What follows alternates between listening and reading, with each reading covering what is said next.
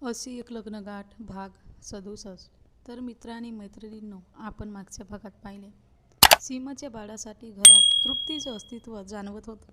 तर आता पुढे घरात श्रेयस आणि नीताताईंना माहीत पडले होते की घरात तृप्तीचे अस्तित्व आहे, पण ते सीमाला सांगत नव्हते.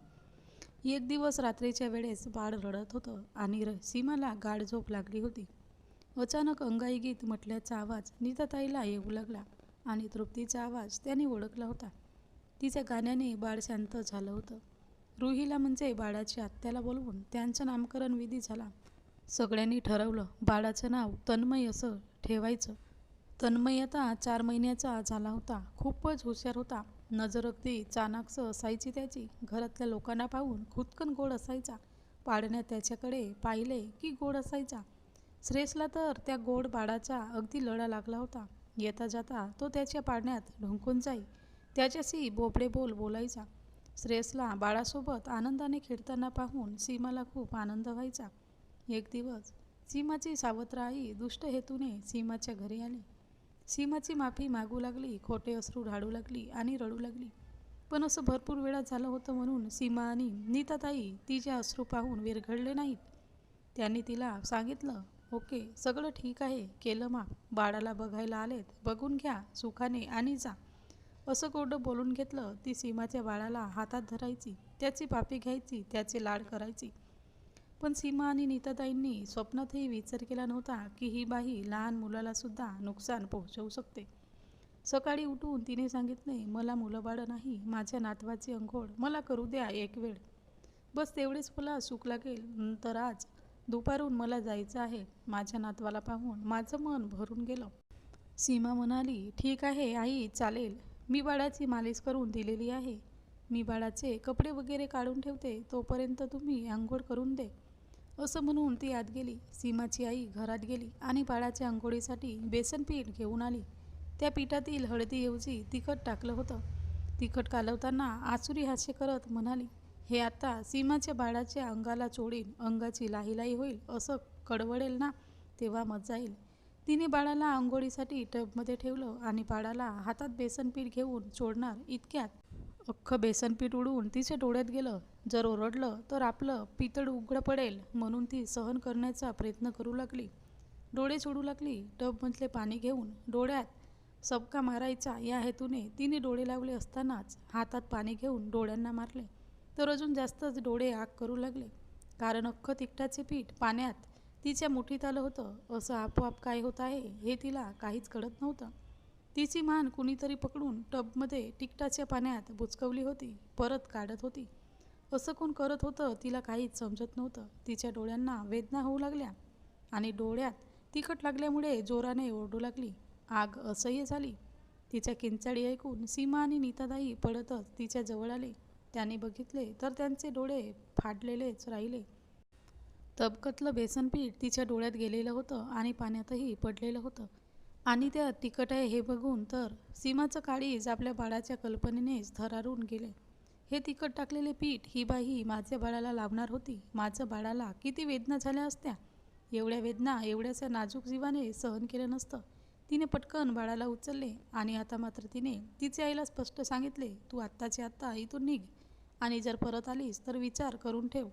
तिची आई खूप घाबरली होती. अगं, इथे कोणीतरी आहे ज्याने माझे डोके पाण्यात दाबून धरले. सीमा बोलली, तू आता बऱ्या बोलाने इथून निघतेस की नाही, की रखवालदाराला बोलून तुला धक्का मारून घराबाहेर काढू.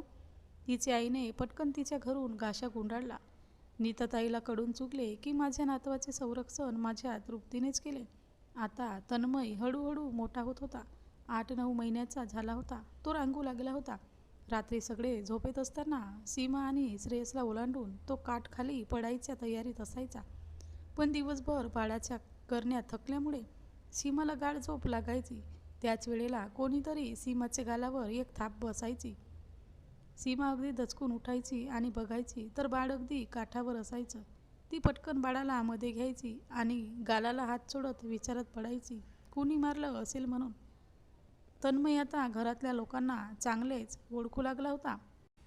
मम्मी पप्पाला पाहून हसायचा. श्रेयस बाहेर जायला लागला म्हणजे मागे लागायचा. आज रविवार पण तरी सकाळी श्रेयस लवकर उठला. बघतो तर तन्मय खाली बाल घेऊन खेळत होता. आणि तिकडे पाहून खदाखदा हसत होता. श्रेयसने त्याला उचलले, त्याच्याशी बोलू लागला. चल बेटा तन्मय, खाली जाऊ आपण, मम्माला झोपू दे बेटा, असं म्हणून तो तन्मयला घेऊन खाली गेला. इकडे तृप्तीचा आत्मा बाळासोबत खेळत होते आणि श्रेयस त्याला उचलून घेऊन गेला. तिला राग आला म्हणून रागाने तिने सीमाला बेडवरून खाली फेकले. सीमा घाबरली. अरे हे काय होत आहे आपल्यासोबत? ती घाबरून खाली पडत आली. पुढे तृप्तीचं तन्मय संबंधीचं जास्तच लगाव होऊ लागला. तन्मयसुद्धा तासनतास तृप्तीसोबत खेळायचा. तो सुद्धा सीमापेक्षा एका आत्म्याशी जास्त खेळायचा. मात्र हे सीमाला बिलकुल समजायचं नाही. तन्मयजवळ केव्हाही एक नवीन खेळणं दिसायचं. त्याला विचारलं तर तो एका कोपऱ्याकडे बोट दाखवून सांगायचा, या आंटीने दिले. सीमा त्या कोपऱ्यात बघायची तर तिथे तिला काहीच दिसतच नव्हता. म्हणून तिला आता भीती वाटू लागली होती. तिला वाटायचं हा एकटाच खोलीत खेळतो, एकटाच हसतो, असं विचित्र का आहे हा मुलगा. ती विचारात पडायची. तन्मय आता 3 वर्षांचा झाला होता.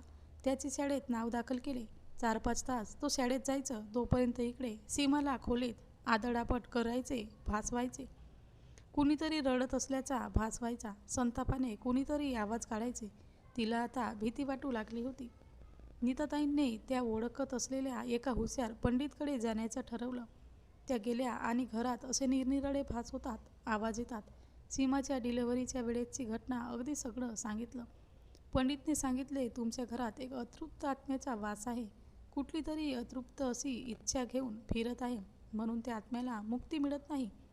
नीताताईने सांगितले, मग त्यासाठी काय करायला हवं आहे? आत्मा बहुतेक आमच्या घरात. माझी तरुण सून गेली आहे आणि तिला बाळाची खूप हौस होती. पंडित म्हणाला, हो जे असेल ते बरोबर आहे. तो आत्मा म्हणूनच तुमच्या नातवाला तिच्यापासून दूर जाऊ देत नाही. मुलाचा विरह त्या आत्म्याला सहन होत नाही, म्हणून मुलाला नजरेसमोरून जाऊ देऊ पाहत नाही. त्यासाठी तात्पुरता हा ताईत घ्या आणि तुमच्या नातवाच्या गळ्यात बांधा. तो आत्मा त्याच्याजवळ येणार नाही. पण घरी आल्यावर तिने तन्मयला ताईत बांधला.